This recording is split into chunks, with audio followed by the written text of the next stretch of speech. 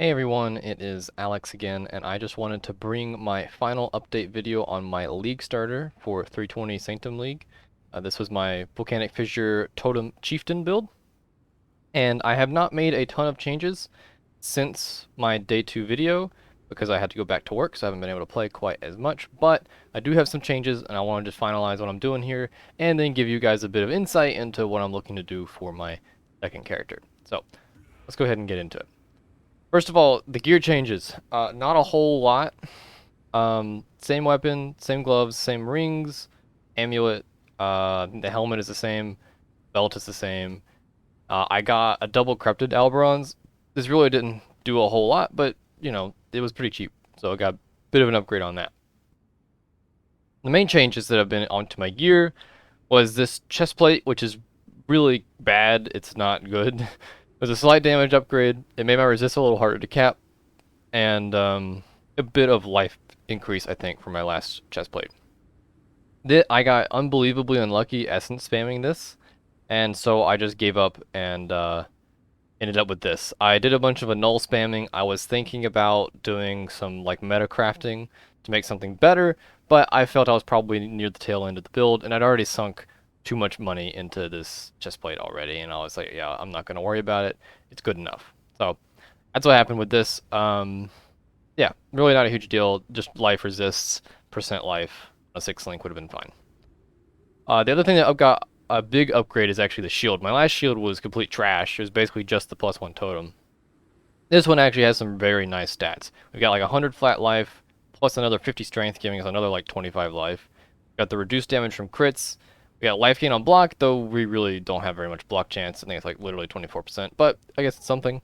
And then the +1 totem. So the craft on there is kind of lazy. I don't think there's really much that's that much better, but maybe I could have done armor.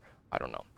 But yeah, so that's the shield that I ended up going to. It was a very nice upgrade to both damage and mostly tankiness, though. This was a good upgrade.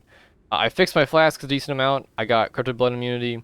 I got a reduced effective chill, and then to pair with that, I actually also got the avoided being frozen on the Pantheon. I should have eventually gotten the reduced chance to chill. And see, we are visited by my lovely feline friend. Um, but you know, it worked out. I then got a nice granite flask. Gave it the percent armor on it. Same mana flask, and I just got the life flask with a bit of ignite immunity. As you can tell, oh, I also switched to this poison Pantheon. I was having issues with dots because I have these gloves on, so I wasn't leeching, and some dots were giving me some trouble because of that. So I went ahead and tried to handle all the different dots to make my life a little bit easier. So that's pretty much the changes with the gear. As far as the tree, I did in fact drop Disciple of the Unyielding. I picked up, I forgot what I picked up with it. Oh, I picked up a Cluster Jewel. I think I already had the Cluster Jewel, but I upgraded the Cluster Jewel. And then I think that's when I got Elliot Overload. Or I think I finished the Aura Wheel is what I did with the points. That's correct. I finished the Aura Wheel. Yeah. So I got myself the Aura Wheel, and I'm fitting. I actually managed to just simply add Anger on top of Skitterbots. So I didn't have to replace Skitterbots. So I've got Blood and Sand, Skitterbots, Precision, and Anger because of the Aura Wheel. And then I think I just got a couple more masteries. I got this damage per strength. I got the reduced damage from crits. So I got things like that. The build is actually still missing exposure. Ideally, you probably just get it from level 5 Awakened Firepin, but those are still pretty expensive in the end, so I was just leveling one up. And, I didn't make it there, of course. My gym's links didn't really change at all. Actually, it did. I got rid of GMP, switched to Life Tap. Made my life a little bit easier with the mana because I ended up getting very, very low mana pool. I made this life tap so that I could just summon these freely, no big issue. And the only thing that really costs all that much mana is the Flammability Curse. And so that's why I still have the mana flask, is to be able to Flammability Curse and summon the Golem without completely messing up my build.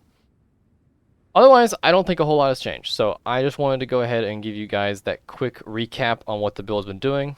As far as what accomplishments I've made with the character, I'm at 104 completion. I did a bunch of the Maven. Witnesses, I didn't do any of these actual invitations. I didn't get that far. I actually tried a Maven fight because I wanted the Voidstone. I failed it. I failed it on the last phase with her at about 25% HP, so only 15% HP from getting culled. Frankly, I just played it poorly. I think the build can do it fine. I think you probably want to take Calm Spirit off. I was having some issues with tankiness with that fight. Maven does a lot of damage these days. I don't know if her damage went up from when she was first released. I'm really not sure, but she was hitting this build very hard, and I can usually tank a lot of stuff, so um, not totally sure what was up with that, but I was dying to just getting nicked with abilities, and I tried my best to dodge things, but I'm pretty bad at the last phase, with all those little lasers going around, so the last 3 portals, I think, were in the last phase, with basically me just running into the lasers and dying because of it, so really that fight should have been doable. I messed it up. I think I was looking on POB, and our DPS is somewhere in the range of like 5 million if only one projectile is hitting, and upwards of like 10 million if all of them are hitting on very large hitboxes. That seems to be about where we were. I think that was with Berserk on. I'm not totally sure. So definitely not too shabby with how tanky the build was. Tanky. It definitely wasn't a hardcore build. Related to that, my deaths were 91, played day and 16 hours. I spent a lot of time AFK, to be honest, but still, that's pretty long. And then, what was it, killed? Kills? Yeah, so 180,000 monsters. So, I think it's a, pretty good starter. I'm going to be re-rolling now to my second build, so I'm going to go ahead and give you a little teaser on that. My next build is going to be trying to make Echo Forge work. If you're not familiar with Echo Forge, I'll go ahead and show it to you. If I remember where I put it. There we are. So this is Echo Forge. It is supposed to be kind of the Chaos parallel of Starforge and Voidforge. So you get a bunch of flat Chaos damage, an absolute shitload of flat Chaos damage. And then there's a bunch of rolls on it.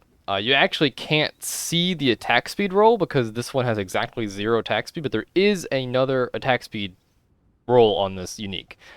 The life goes from negative 200 to positive 200. The AoE goes from negative 40 to positive 40. And the attack speed, I believe, goes from negative 15 to positive 15. It might be 20. I'm not totally sure. But it's quite a big range on all of these things, and they're very important stats. So you can get a lot of attack speed, a lot of life, and a lot of AoE if you get a very nicely rolled Echo Forge. So obviously you could be looking at something like Cyclone Poison, Flicker Strike Poison, you could do Lancing Steel Poison, just with the sheer amount of flat Chaos damage. But I kind of felt that was a little bit boring, because you could really just do a very high attack speed Claw with some added Chaos, the chest plate that gives you level 30 added Chaos, and you're going to get decent at flat Chaos numbers with a much higher attack speed, which would be better for poison and that kind of thing. So I am looking at crit. Oh, my cat has joined us again. I'm looking at crit. Mathel has done it before with a Cane of Kulamok. I did watch him do that once. I believe it was Cyclone Shockwave. Obviously, I can't do Shockwave with Echo Forge, so I feel like Cyclone would just not be very interesting and probably feel kind of bad. So I'm not looking at Cyclone. I'm probably going to do Cleave. That is what I'm looking at the moment, and Occultist. I very much want explosions, and I think to kind of keep the theme of the chaos damage, I want to be Occultist. I could go Slayer. It's only got a 5% base crit chance. The Slayer would get us a lot of crit chance out of it. And you can get some decent scaling down at the bottom of the tree. But there's some Chaos Wheels up near Cultist that are just extremely powerful for this build that I don't want to miss. So in the hope for great Chaos pops with all the increased Chaos damage you're going to have on this build, I hope the clear is going to be satisfying. Hopefully the single target isn't too bad. My POB is looking somewhere around the range. The Cleave itself doing about 3 million, and 6-link Ancestral Warchief, 3 of them together also doing about 3 million. And that's with pretty damn budget gear, nothing crazy. Speaking of budget, this Echo Forge here, about a mid-roll across the line, except for the AoE, was about 1 divine. This sword has almost no volume on the market, so it's very volatile, basically. It has been steadily going down since League start because I don't believe anyone has made a video about it, made a build for it.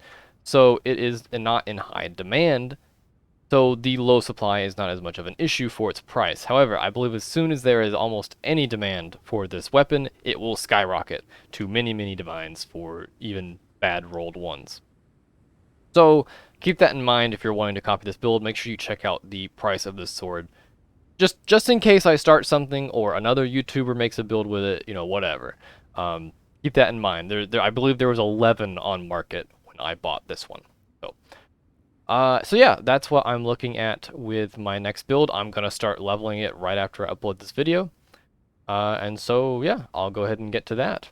I hope you guys have enjoyed the video. I hope you enjoyed the build, and if you tried it, I hope it worked out for you. And I will see you all in the next video.